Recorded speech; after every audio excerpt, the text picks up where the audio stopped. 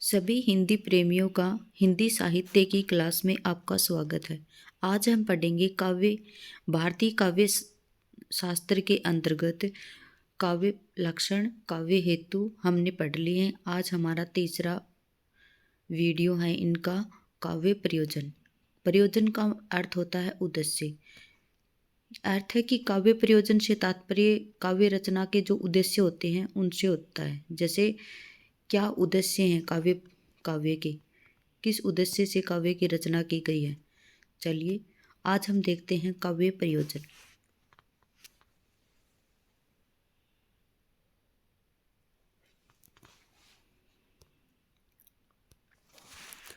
काव्य प्रयोजन से तात्पर्य काव्य रचना के उद्देश्य से होता है, अर्थात जिस प्रकार कर्ता का किसी कार्य को करने के पीछे कोई उद्देश्य निहित होता है। किसी भी कार्य को करने से पहले हमारा उद्देश्य जरूर निर्धारित हो रहा है। अगर हम अभी इस वक्त पढ़ भी रहे हैं तो हमें आगे का हमारा उद्देश्य है। कोई यूजीसी नेट की तैयारी कर रहा है, कोई असिस्टेंट प्रोफेसर की तैयारी कर रहा है, कोई DSSB की तैयारी कर रहा है, कोई PGT की तैयारी कर रहा है, कोई किसी की तैयारी कर रहा है। मतलब सभी का अपना अपना उद्देश्य है। उसी प्रकार काव्य रचना में भी रचनाकार का कोई ना कोई उद्देश्य अवश्य होता है। ठीक है, इसी उद्देश्य को काव्य में प्रयोजन कहते हैं। उद्देश्य को काव्य में क्या कहा जाता है? प्रयोजन कहा जाता है। प्राचीन काल से ही भारतीय मनुष्यों के जीवन का उद्देश्य धर्म, अर्थ, काम और मोक्ष की प्राप्ति करना है। भारतीय मनुष्यों का पहले से ही क्या था? धर्म, अर्थ, काम और मोक्ष को प्राप्त करना था। ये क्या थे? उनके उद्देश्य थे। काव्य शास्त्रियों का भी अपने काव्य सर्जन के पीछे यही उद्देश्य निहित रहता है। संस्कृत काव्य शास्त्र में काव्य प्रयोजन। संस्कृत आचार्यों द्वारा काव्य प्रयोजन की विवेचना इस प्रकार की गई है। यहाँ पे आते हैं सबसे पहले भरत मुनि। भरत मुनि के अनुसार काव्य प्रयोजन। भरत मुनि कौन सी शताब्दी के थे? तो दूसरी शताब्दी के थे। भरत मुनि के समय में नाट्य तथा काव्य में कोई भेद नहीं था। भरत मुनि के समय में क्या था? नाट्य और काव्य में कोई भी भेद नहीं था। भरत मुनि ने जो भी प्रयोजन बताए हैं वे नाट्य से संदर्भित हैं। भरत मुनि ने जो भी प्रयोजन बताए हैं यानी जो उद्देश्य बताए हैं वो किससे संबंधित हैं? नाट्य से।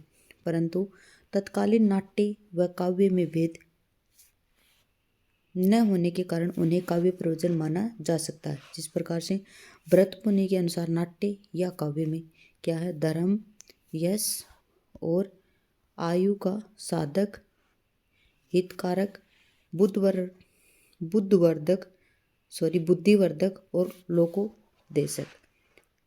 ठीक है, भरत मुनि के अनुसार क्या है प्रयोजन? काव्य प्रयोजन कौन कौन से हैं?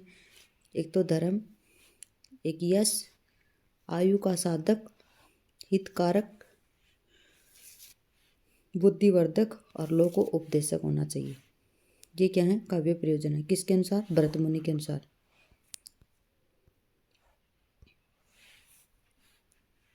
धर्मे यशस्से मायुष्यम हितम बुद्धि विवर्धनम लोकोपदेश जननम नाट्यमेदम भविष्यति। वस्तुतः यहाँ भरत मुनि ने काव्य प्रयोजन न बताकर अपने नाट्य ग्रंथ का प्रयोजन बताया है। भरत मुनि ने क्या किया कि काव्य प्रयोजन न बताकर उन्होंने किसको बताया है? नाट्य ग्रंथ का प्रयोजन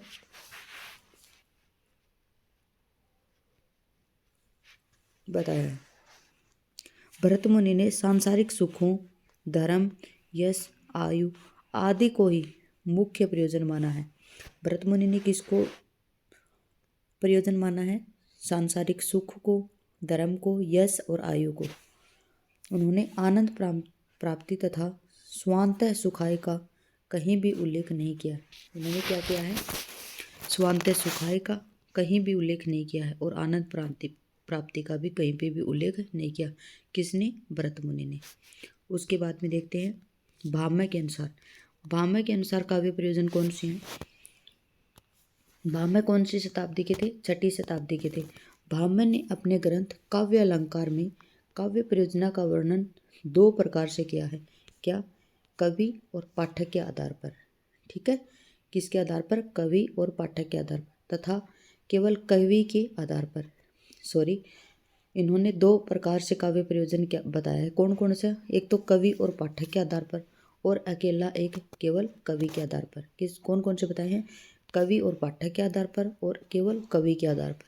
कवि और पाठक के आधार पर भाव में कहते हैं सूत्र धर्मार्थ काम मोक्षेषु वेच अक्षण्यम कलासु च करोति कीर्ति प्रीत्यश्च साधु काव्य निबंधनम। धर्म अर्थ काम मोक्ष की प्राप्ति कलाओं में निपुणता के साथ साथ उत्तम काव्य से कीर्ति और प्रीति की प्राप्ति होती है। क्या बताया है कि धर्म अर्थ काम मोक्ष की प्राप्ति कलाओं में निपुणता के साथ साथ उत्तम काव्य से कीर्ति और प्रीति की भी प्राप्ति होती है। ठीक है, काव्य प्रयोजन में क्या बताया भामन ने कि जो अर्थ धर्म अर्थ काम और मोक्ष की प्राप्ति में जो कलाएं हैं उनमें तो निपुणता प्राप्त होती है, उसके साथ में कीर्ति और प्रीति भी प्राप्ति होती है।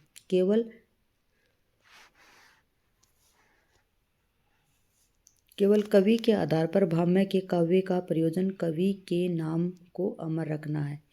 और क्या है जो दूसरा है जो केवल कवि के आधार पर, उसमें क्या बताया भाम्य ने कि काव्य का प्रयोजन कवि के नाम को अमर रखना है। ठीक है, काव्य का उद्देश्य क्या है कि कवि का नाम है वो अमर रहे। वामन और अनुसार काव्य प्रयोजन, वामन के अनुसार काव्य प्रयोजन कौन से हैं? पहली बात तो वामन कौन सी शताब्दी के हैं? तो 8वीं शताब्दी के हैं। वामन के अनुसार काव्य प्रयोजन कौन कौन से हैं? वामन ने काव्य प्रयोजनों की चर्चा कर्ता की दृष्टि से की है। वामन ने काव्य प्रयोजनों की चर्चा किससे की है? कर्ता की दृष्टि से की है। उनके अनुसार काव्य रचना के दो मुख्य प्रयोजन हैं। कौन कौन से? एक तो दृष्ट प्रयोजन है और एक अदृष्ट प्रयोजन है। वामन के अनुसार क्या है? दृष्ट और अदृष्ट। और जो हमने भाव में पढ़ा था उसके अनुसार क्या है? कवि और पाठक के आधार पर और एक कवि के आधार पर।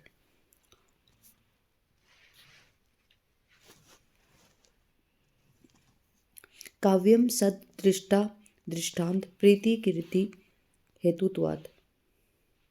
क्या बताया? अर्थात काव्य के दृष्ट और अदृष्ट प्रयोजन क्रमशः प्रीति और कीर्ति हैं। क्या है? जो दृष्ट है वो प्रीति है और जो अदृष्ट है वो क्या है? कीर्ति है। ठीक है, जो हमें दिखाई देता है दृष्ट है वो क्या है? प्रीति है, और जो हमें दिखाई नहीं देता है वो क्या है? कीर्ति। उसके बाद में देखते हैं, फिर आता है रुद्रट के अनुसार काव्य प्रयोजन। रुद्रट के अनुसार काव्य प्रयोजन कौन से होते हैं? रुद्रट कौन सी शताब्दी के हैं? तो रुद्रट है 9वीं शताब्दी के। रुद्रट के अनुसार काव्य प्रयोजन कौन से होते हैं? तो रुद्रट द्वारा काव्य प्रयोजन का अन्य पूर्व आचार्यों की अपेक्षा अधिक विस्तृत है। रुद्रट के जो काव्य प्रयोजन हैं वो अन्य 3 आचार्य हमने पढ़ लिए हैं उनसे अलग है, कुछ हटके और विस्तृत भी है, मतलब बढ़ा चढ़ा के भी। रुद्रट के समय में काव्य नाटक के चरित्र पर आधारित होता था। रुद्रट के समय में काव्य क्या होता था? जो नायक होता ना उसके चरित्र पर आधारित होता था। अतः रुद्रट के अनुसार ज्वल दुज्जुलाक प्रसरह सरसम कुर्वन् महाकवि ही काव्यम स्फुटमा कल्पनालयम प्रतनोति यशः प्रश्यापि। अर्थात अलंकारों से सुसज्जित व दोषहीन सरस काव्य की रचना करने वाला महाकवि, मतलब अर्थात अलंकारों से सुसज्जित व दोषहीन सरस काव्य की रचना करने वाला महाकवि अपने तथा नायक के प्रत्यक्ष व युगों तक रहने वाले यश का विस्तार करता है। कहने का मतलब है रुद्रट ने क्या कहा है कि जो अलंकारों से जो सुसज्जित व दोषहीन, मतलब जिसमें दोष नहीं हो, वो काव्य की रचना हम करते हैं, महाकवि करता है। उसमें क्या करता है? वो नायक के प्रत्यक्ष व युगों तक रहने वाले यश का विस्तार करता है। मतलब नायक का उसके सामने प्रत्यक्ष भी हो और आगे, मतलब जब तक काव्य बना रहे तब तक उसकी जो यश है वो भी बना रहे। फिर आचार्य कुंतक के अनुसार काव्य प्रयोजन। आचार्य कुंतक के अनुसार काव्य प्रयोजन क्या है? कुंतक ने अपने ग्रंथ वक्रोक्ति जीवितम में लिखा है कि काव्य धर्मादि सिद्धि का साधन होने के साथ साथ आह्लाद उत्पन्न करने होने चाहिए। कि काव्य है ना वो धर्म की सिद्धि के साथ साथ, धर्म की सिद्धि का साधन तो है ही है, उसके साथ साथ क्या होना चाहिए, आह्लादित मतलब प्रसन्नता उत्पन्न करने वाला भी होना चाहिए। श्लोक धर्मादि साधनोपाय सुकुमार कर्मोदित है काव्य बंधो अभिजातानाम हृदय हृदय कारक है। अतः कुंतक ने पूर्ववर्ती आचार्यों से इतर अपने काव्य प्रयोजन की विवेचना की है। ठीक है, कुंतक ने क्या किया, जो उनसे जो पूर्ववर्ती आचार्य है ना, उनसे अलग काव्य प्रयोजन की विवेचना की है। फिर मम्मट के अनुसार काव्य प्रयोजन, मम्मट के सामने भरत मुनि से लेकर कुंतक तक की पूरी परंपरा थी। मम्मट के सामने क्या थी कि जो भरत मुनि है 2री शताब्दी से लेकर कुंतक तक की पूरी परंपरा उनके सामने थी। उन्होंने विभिन्न आचार्यों द्वारा निर्दिष्ट काव्य प्रयोजन का आत्मसात करके उन्हें ज्ञान रूप में व्यक्त किया। उन्होंने क्या किया, जो सभी आचार्य मम्मट ने क्या किया, जो सभी आचार्यों ने परिभाषा दी थी, उन्होंने बताया कि काव्य प्रयोजन क्या होते हैं। उन सभी काव्य प्रयोजनों का उन्होंने आत्मसात किया, उनको देखा, उसके बाद में उन्हें ज्ञान रूप में उनको व्यक्त किया। फिर बाद में उन्होंने व्यक्त किया कैसे, काव्यम यशस, हाँ, अर्थ कृते व्यवहार विदे शिवे तरक्षते सदह पर निवृत्ते कांता सम्मित उपदेश युजे। इस प्रकार इन्होंने काव्य के 6 प्रयोजन माने। किन्होंने, आचार्य मम्मट ने। यश की प्राप्ति, धन अर्थ की प्राप्ति, धन या अर्थ की प्राप्ति, व्यवहारिक ज्ञान की उपलब्धि, अकल्याणकारी तत्व का नाश, अलौकिक आनंद की प्राप्ति, पत्नी के समान मधुर व्यवहार। यद्यपि मम्मट द्वारा प्रस्तुत काव्य प्रयोजन में मौलिकता नहीं है, फिर भी संग्रहण की दृष्टि से उनका मत सबसे अधिक महत्वपूर्ण और ग्रहणीय है। परवर्ती आचार्यों ने मम्मट से प्रेरणा लेकर ही अपने मत का प्रस्तुत किया था। क्या गया था, जो परवर्ती इतिहास का, जो परवर्ती विद्वान हैं, उन्होंने मम्मट के जो प्रयोजन हैं उनको आधार लेकर ही आगे प्रयोजनों का निर्माण किया गया था। बाकी जो मम्मट ने 6 काव्य प्रयोजन दिए थे, एक यश की प्राप्ति था, जो दूसरा धन की प्राप्ति, तीसरा व्यवहारिक ज्ञान की प्राप्ति, चौथा अकल्याणकारी तत्वों का नाश, पांचवा अलौकिक आनंद की प्राप्ति और छठा है पत्नी के समान मधुर उपदेश। ठीक है, अब आता है हिंदी काव्य शास्त्र में काव्य प्रयोजन। हिंदी काव्य शास्त्र में काव्य प्रयोजन कौन कौन से बताए हैं। हिंदी में रीतिकालीन आचार्यों तथा गोस्वामी तुलसीदास ने काव्य प्रयोजना पर विचार किया। किसने किया है, जो रीतिकालीन आचार्य हैं वो और गोस्वामी तुलसीदास, उन्होंने काव्य प्रयोजन पर विचार किया। कुलपति ने क्या कहा, कुलपति ने आचार्य मम्मट के अनुसार काव्य के 6 प्रयोजन बताए हैं। वही प्रकार बताए, कौन कौन से, एक यश की प्राप्ति। अब देखिए, जो संस्कृत आचार्य हैं मम्मट, उन्होंने भी यही 6 बताए हैं, और जो हिंदी आचार्य हैं उन्होंने भी, जो मतलब हिंदी आचार्य कुलपति हैं, उन्होंने भी 6 प्रयोजन बताए। कौन कौन से, एक यश की प्राप्ति, धन की प्राप्ति, व्यवहारिक ज्ञान, अकल्याणकारी तत्वों की प्राप्ति की क्षति, अलौकिक आनंद तथा पत्नी के समान मधुर उपदेश। जैसे जस संपत्ति आनंद अति दुखन डारे खोई, होत कवित ते चतुराई जगत गाम बस होई। चलिए आगे पढ़ते हैं हम देव का। कुलपति ने 6 बताए हैं काव्य प्रयोजन। फिर हम पढ़ते हैं देव का। देव ने क्या बताया है, देव ने यश को ही काव्य प्रयोजन मानकर भामह के कथन की पुष्टि की है। जो यश है उसको ही काव्य प्रयोजन मानकर आचार्य जो भामह ने जो कथन कहा था उसी की पुष्टि की है। किसने, आचार्य देव ने। ऊंच नीच अरु करम बस चलो जात संसार, रहत भव्य भगवंत जस नव्य काव्य सुखसार। फिर क्या कहा, तुलसीदास आचार्य नहीं थे, वे भक्त कवि थे। तुलसीदास क्या थे, आचार्य नहीं थे, वो क्या थे, भक्त कवि थे। काव्य प्रयोजनों के विषय में उनका मत है कि कवि स्वान्तः सुखाय अर्थात अपनी आत्मा की प्रसन्नता और आनंद के लिए काव्य की रचना करता है। स्वान्तः सुखाय तुलसी रघुनाथ गाथा। तुलसीदास ने क्या कहा है कि कवि स्वांतः सुखाय अर्थात अपनी आत्मा को प्रसन्न करने और आनंद के लिए ही काव्य की रचना करता है। वो स्वांतः सुखाय तुलसी रघुनाथ गाथा। ठीक है, अब हम आगे देखते हैं। अब किसकी है? डॉक्टर नगेंद्र का। आधुनिक साहित्यकारों में डॉक्टर नगेंद्र ने काव्य का प्रयोजन कवि की आत्माभिव्यक्ति को माना। डॉक्टर नगेंद्र ने किसको माना है? काव्य का प्रयोजन कवि की आत्माभिव्यक्ति को माना। उन्होंने कहा किन्होंने? डॉक्टर नगेंद्र ने, साहित्य का प्रयोजन आत्माभिव्यक्ति है। कवि या लेखक के हृदय में जो भाव या विचार उठते हैं उन्हें वह प्रकाशित करना चाहता है। क्या बताया इन्होंने? कि साहित्य का जो प्रयोजन है, साहित्य का उद्देश्य है वो आत्माभिव्यक्ति है। किस प्रकार से? कवि या लेखक के हृदय में जो भाव या विचार उठते हैं उन्हें वह प्रकाशित करता रहता है। उनके जो कवि है या लेखक, उसके हृदय में अलग अलग विचार उठते रहते हैं, तो वो उनको प्रकाशित करना रहता है, वही काव्य का रूप धारण कर लेते हैं। आचार्य नंद दुलारे वाजपेयी ने क्या कहा है? इन्होंने कहा कि जयशंकर प्रसाद के कवि का पलायनवादी होना। क्या है? जयशंकर प्रसाद के कवि का पलायनवादी होना मत का खंडन करते हुए काव्य की अनुभूति को एक पूर्ण आत्मिक व्यापार मानते। क्या मानते हैं? जो काव्य की अनुभूति है उसको एक पूर्ण आंतरिक आत्मिक व्यापार मानते हैं। काव्यानुभूति स्वतः एक अखंड आत्मिक व्यापार है। काव्यानुभूति क्या है?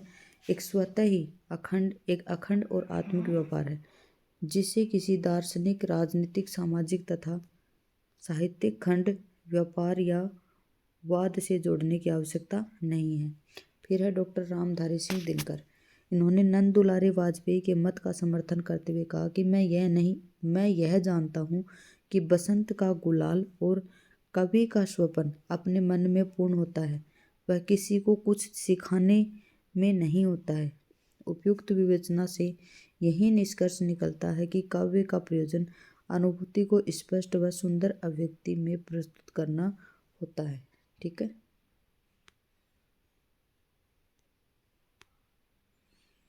चलिए आगे है पाश्चात्य काव्य शास्त्र में काव्य प्रयोजन। पाश्चात्य काव्य शास्त्र है, उसमें काव्य प्रयोजन कौन कौन से हैं? प्लेटो से लेकर I.A. रिचर्ड्स तक के अनेक पाश्चात्य विचारकों ने काव्य प्रयोजन को अपने अपने विचार प्रकट किए हैं।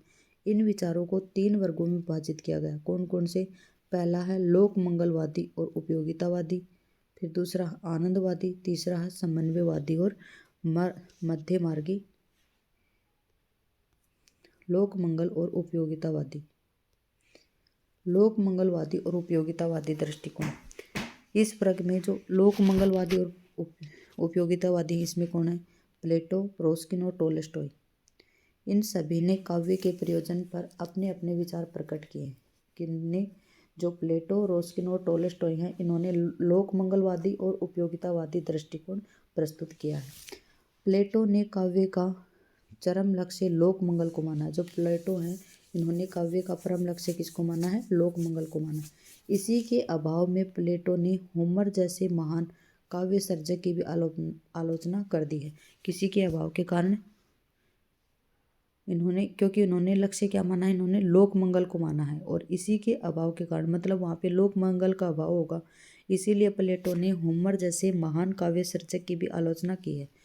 उनके काव्य प्रयोजन में आंतरिक उदात्त भाव और सौंदर्य को उद्घाटित करना, लोक व्यवस्था और न्याय संगतता का परिपालन करना और जगत के सत्य रूप को अभिव्यक्त करना कहता है। मतलब क्या कहा उन्होंने कि उनके काव्य प्रयोजन में कौन है?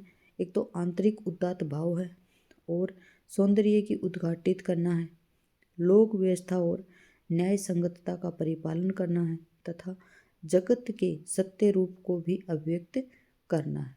फिर है टोल्स्टॉय ने स्पष्ट क्या कहा टोल्स्टॉय ने कहा है, स्पष्ट रूप से लिखा है कि यह काव्य कला आनंद नहीं वरन मानव एकता का साधन है, जो मानव को सह अनुभूति द्वारा परस्पर संबंधित करता है। किसको? जो मानव है वो मानव को क्या बताया है कि टोल्स्टॉय ने स्पष्ट रूप से लिखा है, क्या लिखा है कि काव्य कला है ना, यह आनंद नहीं है, क्या नहीं है, वरन मानव एकता का साधन है, जो मानव मानव को सह अनुभूति द्वारा परस्पर संबंधित करता है।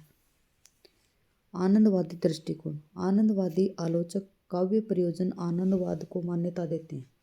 इन लोगों का मत है कि कला में नैतिकता का विरोध नहीं होता, किंतु नैतिकता के लिए प्रासंगिक नहीं है। कला का एकमात्र प्रयोजन पाठक को आनंद प्रदान करना तथा उत्साहित करता है। आनंदवादी दृष्टिकोण क्या होता है, जिसमें आनंद की अनुभूति होती है। आनंदवादी आलोचक होते हैं ना, वो क्या कहते हैं कि जो आनंदवादी आलोचक हैं वो काव्य प्रयोजन को सिर्फ आनंदवाद को मान्यता देते हैं। वो क्या करते हैं, इन लोगों का मत है कि कला में नैतिकता का विरोध नहीं है, किंतु नैतिकता के लिए प्रासंगिक नहीं है। नैतिकता का विरोध भी नहीं और नैतिकता के लिए प्रासंगिक भी नहीं है। कला का एकमात्र प्रयोजन पाठकों को आनंद प्रदान करना और उत्साहित करना है। कला का एकमात्र योजन क्या होना चाहिए, एकमात्र प्रयोजन क्या होना चाहिए कि पाठक है ना वो आनंद भी महसूस करे और उत्साहित भी हो उसको पढ़ने के लिए। वहीं काव्य फिर है समन्वयवादी और मध्यमार्गी दृष्टिकोण।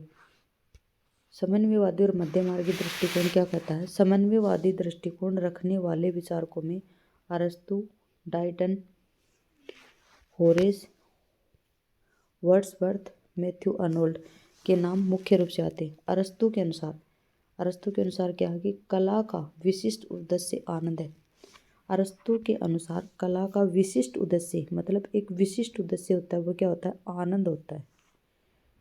किंतु यह आनंद नीति सापेक्ष है, किंतु यह आनंद क्या है, नीति सापेक्ष है। यह अनैतिक नहीं हो सकता। क्या नहीं हो सकता, ये अनैतिक नहीं हो सकता। डाइडन के अनुसार काव्य का प्रयोजन मधुर रीति से शिक्षा देना है। काव्य का प्रयोजन क्या होता है कि जो मधुर रीति से जो शिक्षा देता है वही होता है। होरेस ने आह्लाद और उपयोगिता दोनों के संबंध पर बल दिया है। जो होरेस है ना, होरेस ने क्या दिया है, जो आह्लाद और जो उपयोगिता है दोनों के संबंध पर बल किसने दिया है, तो वो दिया है होरेस ने।